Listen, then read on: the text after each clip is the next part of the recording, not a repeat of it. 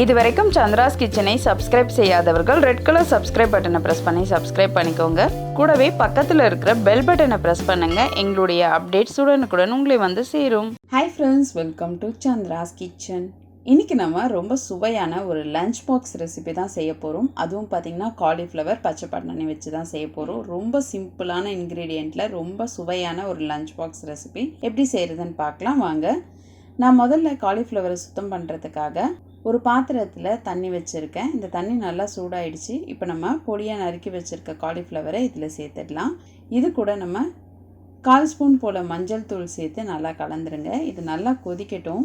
நம்ம காலிஃப்ளவரில் எப்போவுமே சின்ன சின்ன பூச்சி இருக்கும். அந்த பூச்சியெல்லாம் எடுத்துறதுக்காக தான் நம்ம இந்த மாதிரி கொதிக்க வச்சு எடுக்கிறோம். இப்போ நம்ம இதை வடிகட்டி எடுத்து வச்சுக்கலாம். அடுத்ததாக நம்ம ஒரு கடாயில் ஒரு குழிக்கரண்டி அளவுக்கு எண்ணெய் சேர்த்துக்கலாம். இது வந்து 5 ஸ்பூன் எண்ணெய் சூடாகும் பொழுதே நம்ம 1/4 ஸ்பூன் சோம்பு, ஒரு பட்டை, 2 கிராம்பு இதோட சேர்த்துக்கலாம். ஒரு அன்னாச்சி பூ சேர்த்துடலாம். ஒரு பச்சை மிளகாவை நறுக்கி இதோட சேர்த்துக்கலாம். ஒரு பெரிய வெங்காயத்தை பொடியாக நறுக்கி இதோட சேர்த்து நல்லா வதக்கிடலாம். இது வதங்கிக்கிட்டு இருக்கும் பொழுதே நம்ம பச்சை பட்டாணி ஏற்கனவே வேக வச்சுருக்கோம், அதையும் சேர்த்துடலாம். சேர்த்துட்டு வதக்குங்க. மஞ்சள் தூள் 1/4 ஸ்பூன் சேர்த்துக்கலாம்.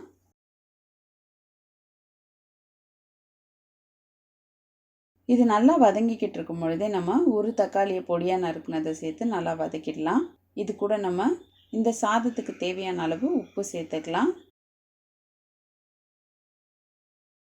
அடுத்ததாக நம்ம வேக வச்சு எடுத்து வச்சுருக்க காலிஃப்ளவரை சேர்த்துக்கலாம்.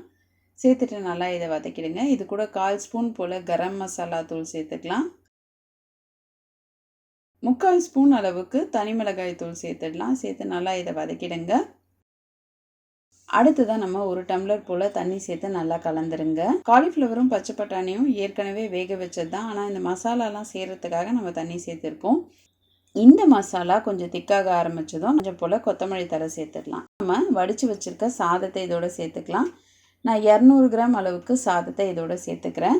மசாலா எல்லா பக்கமும் நல்லா கலந்து வர மாதிரி இந்த சாதத்தை கலந்துக்கோங்க. அடுத்ததாக 1/2 ஸ்பூன் போல் நெய் சேர்த்துக்கலாம். சேர்த்து நல்லா கலந்துட்டு ஒரு 5 நிமிஷம் போல் அப்படியே வச்சிடலாம். இப்போ நம்ம கடைசியாக கொஞ்சம் போல் கொத்தமல்லி தழை சேர்த்துடலாம். இப்போ நம்மளுடைய சுவையான காலிஃப்ளவர் சாதம் சூப்பராக ரெடி ஆகிடுச்சு. இந்த லஞ்ச் பாக்ஸ் ரெசிபி ரொம்ப சிம்பிளாக இருக்கும், ரொம்ப டேஸ்ட்டாக இருக்கும். கண்டிப்பாக நீங்கள் இதை உங்கள் வீட்டில் ட்ரை பண்ணி பாருங்கள். ட்ரை பண்ணி பார்த்துட்டு உங்களுடைய ஃபீட்பேக்கையும் கமெண்ட்டையும் எங்களுக்கு சொல்லுங்கள்.